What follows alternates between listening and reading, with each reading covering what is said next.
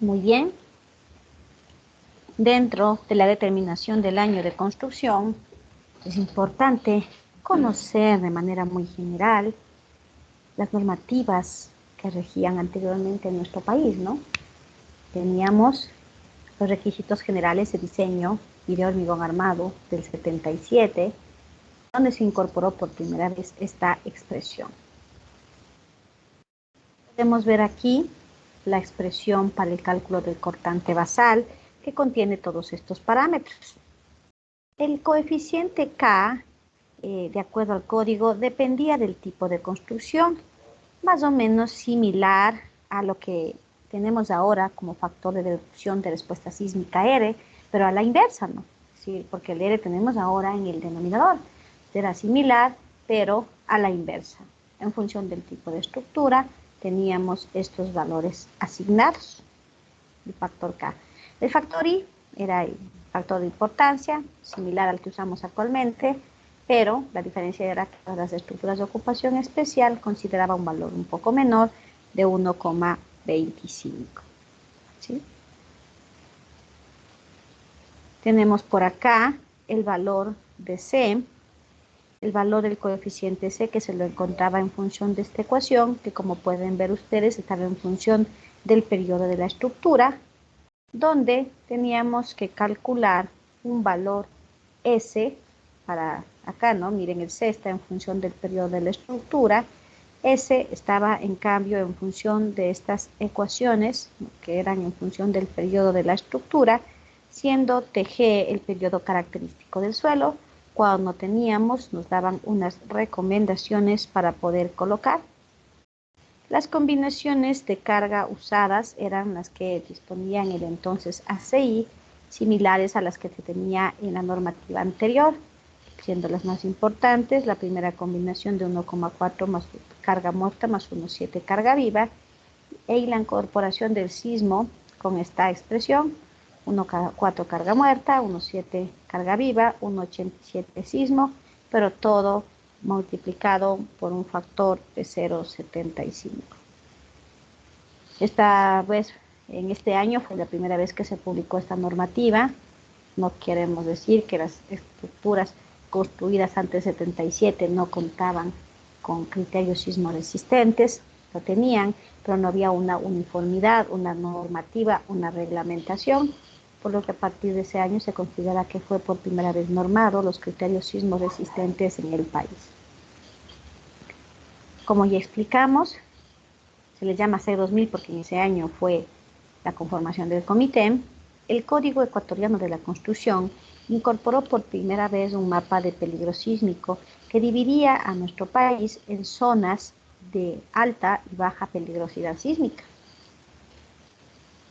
La parte central de la sierra y la gran mayoría de la costa ecuatoriana era considerada como la de mayor peligro sísmico, con un valor de la aceleración en unidades de gravedad de 0,4, ¿no? Ese era el valor máximo que se contaba. La expresión para el cálculo del cortante basal ya se parece mucho a la que tenemos actualmente, donde en el numerador tenemos este factor Z de zonificación sísmica, el factor de importancia I, un valor que depende de este espectro de diseño en aceleraciones incorporado en la norma, que permitía ya de manera reglamentada incorporar análisis dinámicos, ¿no? Ya no solo estáticos, sino análisis dinámicos gracias a la incorporación de este espectro de diseño. Los coeficientes de irregularidades en planta y elevación ya conocidos, y esto, bueno, el R que vamos a ver ahorita, y esto multiplicado por W, que al igual que en la norma actual es el peso de la estructura, carga muerta. Aquí tenemos los Rs, que como pueden observar son bastante diferentes a los actuales, ¿no? Tenemos valores un poco altos, como este de 12 y de 10, ¿no? Miren, por ejemplo, hormigón armado con vigas descolgadas, el R da 10, ¿no? El R da 10. La actual norma tiene valores diferentes. Este R es muy importante entenderlo. Más adelante hablaremos bastante del R, del por qué en evaluación de estructuras es conveniente hablar del R. Hablaremos específicamente sobre este valor en clases posteriores. Para el cálculo de C, que está en función, como ustedes pueden observar, de este factor S y de un factor Cm, como pueden observar en esta curva, de Cm y de este factor S, se tenía una primera clasificación general de los perfiles tipo de los suelos, siendo S1 una roca o suelo firme, S2 suelos intermedios, S3 suelos blandos y estratos profundos, y S4 condiciones especiales de suelo. Se tienen aquí los valores asignados para C y Cm, para S, perdón, y Cm, de donde voy a poder obtener entonces el cálculo del cortante basal. Las expresiones, no se nota. Yo ya lo cargué, si pueden le corrigen. Aquí se ha quedado el E, no se veía el E, la E de acción sísmica. Pondránle en el documento que les envié, ya veo si les cambio, si está movido esto. Tenemos aquí las combinaciones de carga utilizadas, similares, la primera principalmente a la utilizada en el 77, 1,4 carga muerta más 1,7 carga viva, y estas dos combinaciones que incluyen la acción del sismo. Hay que entender esta normativa porque muchas estructuras lo hicieron de manera profesional en cumplimiento de esta norma.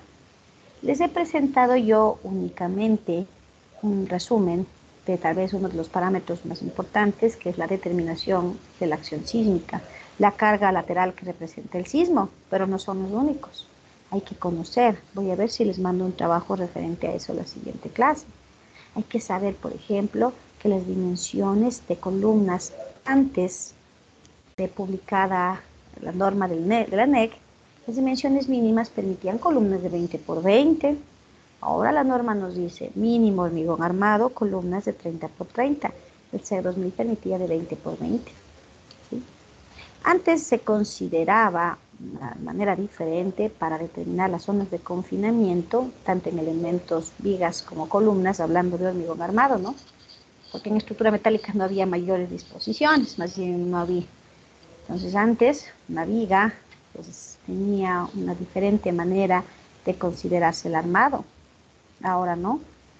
Recordemos que la nueva norma, ya no es nueva, ¿no? Desde el 2014 ya no es nueva.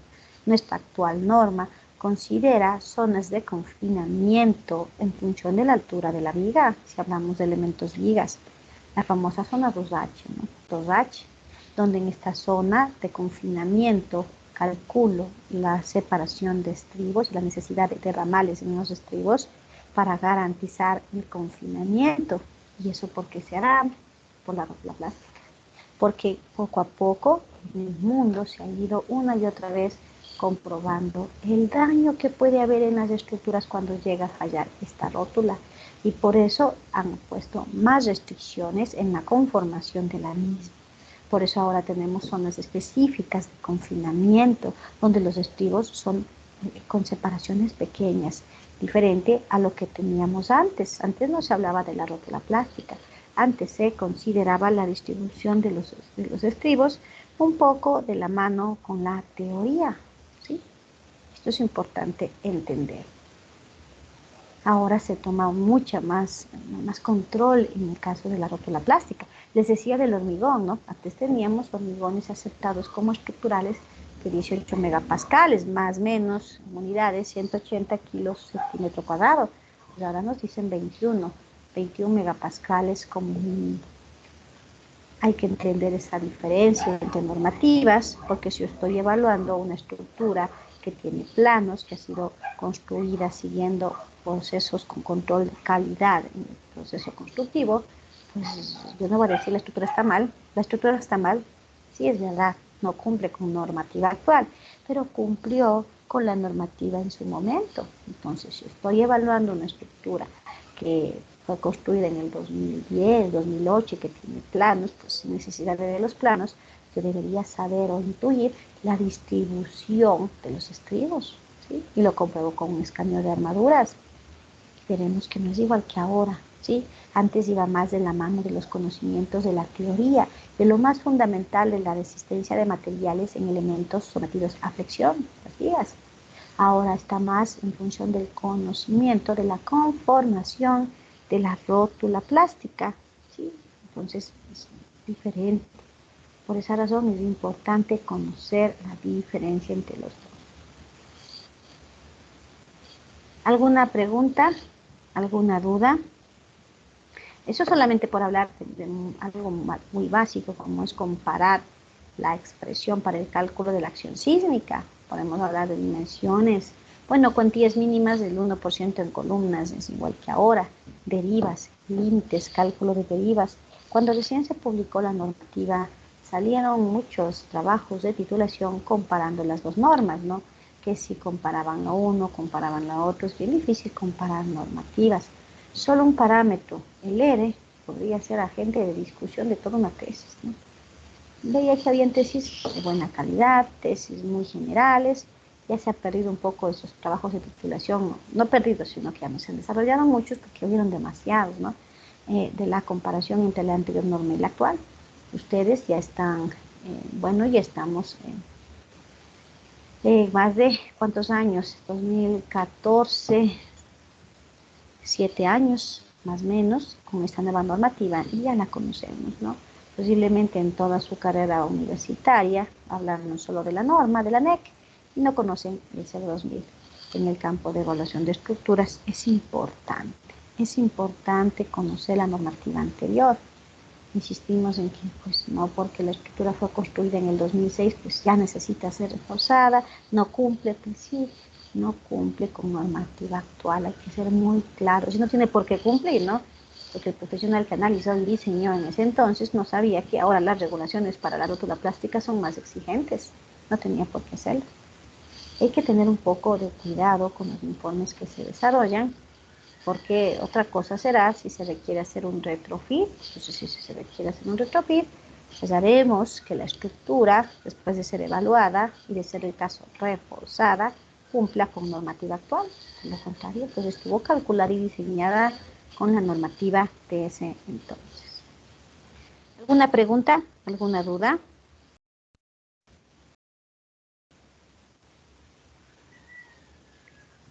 ¿Ninguna, No, jóvenes? no hay. Gracias. Gracias por contestar, señores. Bien, pues ya tenemos la información que hemos podido recopilar, planos, o así sea solo verbalmente, que nos digan que informar la estructura, y que mejor que hubiera planos. Tenemos ya también información del código, año y código de construcción. Solo necesito saber el año de construcción y saber si contaba o no con estudios para saber qué normativa se usó. Solo el año de construcción para saber de manera inicial las propiedades de los materiales, como explicábamos, ¿no? Y eso nos va a ayudar muchísimo. Pero necesitamos hacer un levantamiento estructural. Un levantamiento estructural no es lo mismo que un plano estructural. El levantamiento deberá estar en función, y bueno, va en concordancia con el término visita al sitio, en función de lo que nosotros podemos ver en el sitio, ¿sí? Pues yo cuando voy, yo no sé cuánto acero de refuerzo tiene esta columna, cuánto en elevación, cada cuánto están los estribos, yo no sé, ¿sí? Yo puedo simplemente, con la información que yo tengo en la visita al sitio, realizar un levantamiento inicial. ¿Qué puedo yo determinar? Dimensiones de elementos, ¿no es cierto? Cojo el flexómetro, mido las dimensiones de columnas, puedo determinar los ejes de la estructura, midiendo, ¿no es cierto?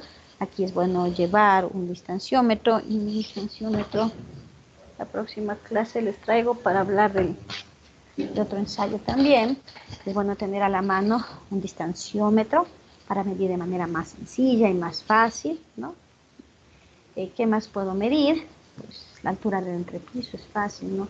Salgo afuera, mido la distancia, resto y tengo la altura de la losa.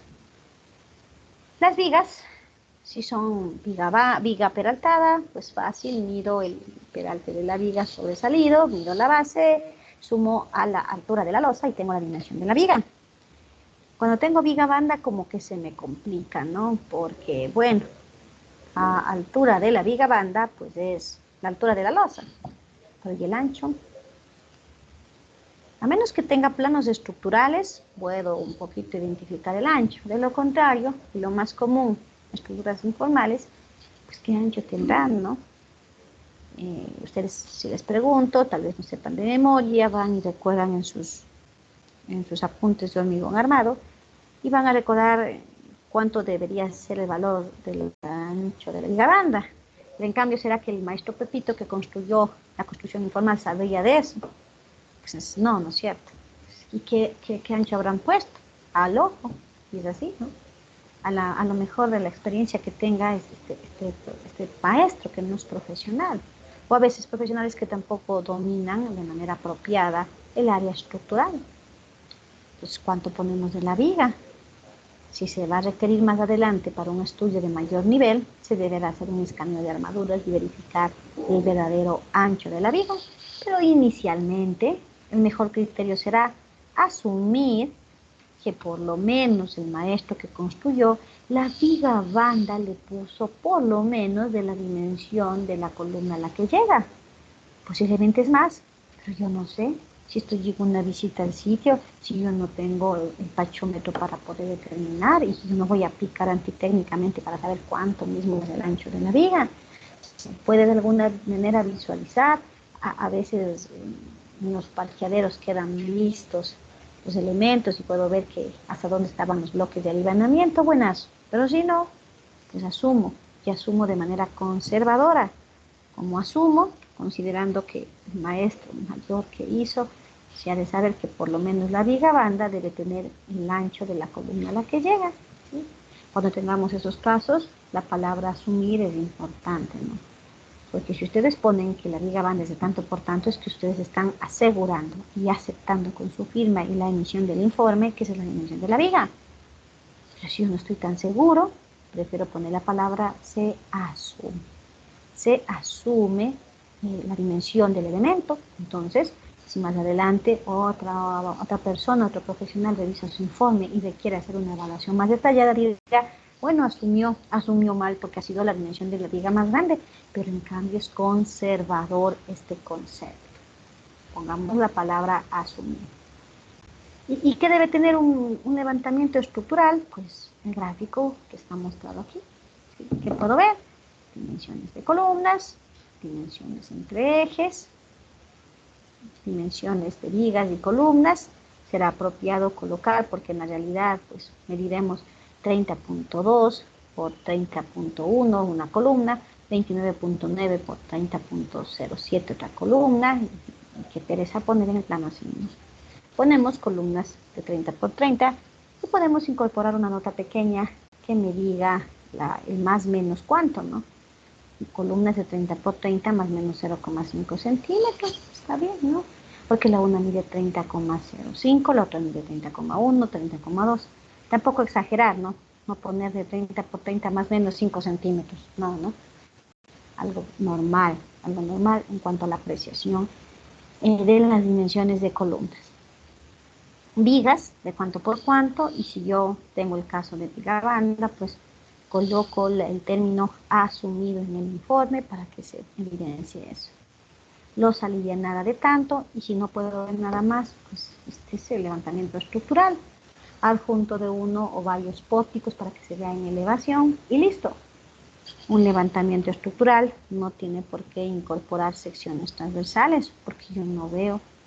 A menos que tenga un plano estructural, yo pueda adjuntar un extracto del mismo y poner en mi plano, porque es un plano que representa el levantamiento estructural, columna de 30 por 30, colocar la cuantía y hacer la típica sección que ustedes ya conocen, pero poniendo nota, sección de la columna con armadura sacada del plano estructural realizado por el ingeniero Pepito.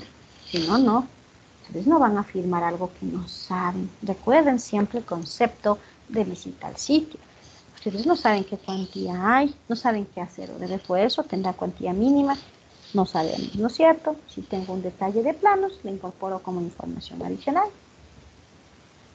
Hay casos, principalmente en estructuras de 2, 3 pisos, hasta 4 pisos, que suelen dejar las varillas longitudinales de columnas y las transversales de columnas también vistas, ¿no? Para una posible ampliación.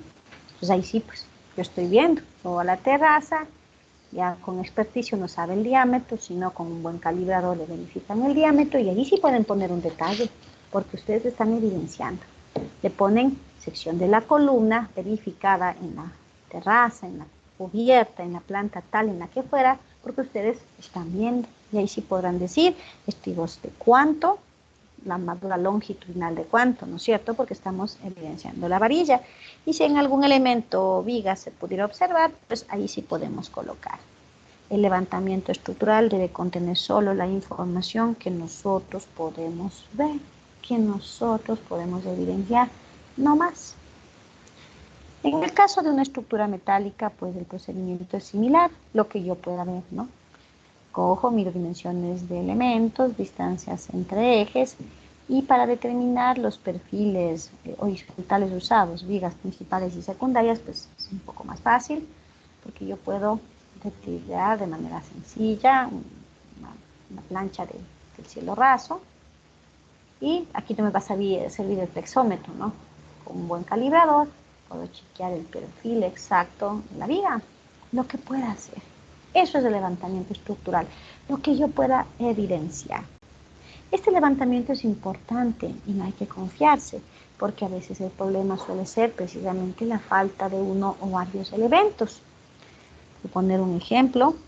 Recuerdo una estructura de una entidad pública en La Tacunga que tenía problemas, se estaban fisurando las losas, a tal punto que en cierto ambiente pues, se veía de un piso al otro.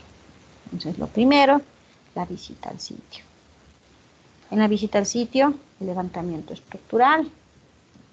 ¿Sí? Entonces comencé a realizar el levantamiento, estaba con un arquitecto, seguía subiendo y era una estructura, recuerdo, de 5 pisos. Entonces, yo estaba en el tercer piso, pero de repente en el cuarto piso se me perdió una columna, como decir esta. Se me perdió y decía, a ver, no, pues, ¿dónde está la columna? Recuerdo que no confiaba en lo que veía y subí 3 o 4 veces desde la planta baja hasta decir, sí, no hay la columna. Y se subían 2 pisos más sin esa columna, ¿no? ¿Qué había pasado? A veces siempre les cuento experiencias profesionales propias. No, es lo mejor que uno puede hacer en estas materias ya de 10º semestre, hablar ya de cosas prácticas, reales. ¿Qué había pasado? Pues algo un poco común a veces en las estructuras, ¿no? La estructura original era de 3 pisos y tenía una pequeña ampliación en la parte superior. Con el tiempo habían decidido subirse, a complementar un poco la planta y habían decidido no tomar en cuenta una pequeña columna. ¿Por qué? Porque, bueno, no es tan recomendable, pero si estamos hablando de que en la planta superior, pues va a haber una pequeña, a veces saben haber simplemente para bodegas o algo pequeño, se suele construir a veces en estructura metálica sin una columna, porque es un ambiente pequeño, hablemos por ejemplo de una pequeña oficina, y se suele hacer, sí se suele hacer, ¿no? No es recomendable, pero no es tan crítico porque es un área pequeña. Recordemos que inclusive para el cálculo del cortante basal un tapagradas no se le considera como parte de la altura en el cálculo mismo, ¿no? No le considero. Entonces, bueno, ya. El problema es cuando se vienen ampliando y no se dan cuenta de ese error. Se completaron, era una pequeña ampliación, merecían de unas pequeñas oficinas del conserje para tener ahí más los artículos de aseo. Después de esa pequeña ampliación se convirtió en una ampliación completa de todo el piso y luego se subieron un piso más y lamentablemente se olvidaron de una columna. El hecho de que la columna, y habían puesto una columna metálica por acá, que estuvo bien tal vez para soportar el peso pequeño que tenían, pero no para 2 pisos. Lo que estaba pasando, problemas de irregularidad en elevación. Por esa razón hay que hacer de manera muy meticulosa este levantamiento. En estructuras pequeñas, pues es común tener columnas de 20 por 20 que están a veces hasta embebidas en la mampostería y no se puede saber. Y aquí la experticia, ¿no? Unos pequeños golpes con algún martillo de goma, algo pequeño que les permita ir dándose cuenta si esto es mampostería o ya viene la columna. Y si definitivamente no pueden y se requiere saber, pues ahí sí tienen que contratar un escáner de armaduras, ¿no? Si están dudando y necesitan saber y dudan y dicen, a ver, ¿esto es columna o no es columna? Pues no sé, y necesito saber, porque de eso depende que hay irregularidad en elevación o no, ni modo, escándalo de armaduras que hablaremos más adelante, ¿no? O por lo menos tener un detector de armaduras, que es un equipo, ya voy a traer la siguiente clase, un equipo similar a un distanciómetro que ustedes le van pasando y les dice dónde hay armaduras, para saber si es o no una columna, para saber si es o no un muro. El propietario no puede saber, dicen, yo me acuerdo que en esa pared pusieron full de acero, capaz solo fue parte del proceso constructivo unas 3, 4 varillas, o capaz si es un muro, el propietario no sabe, no tiene por qué saberlo, para eso estamos nosotros. Si se duda y se requiere, hay que contratar ensayos, hay que contratar ensayos.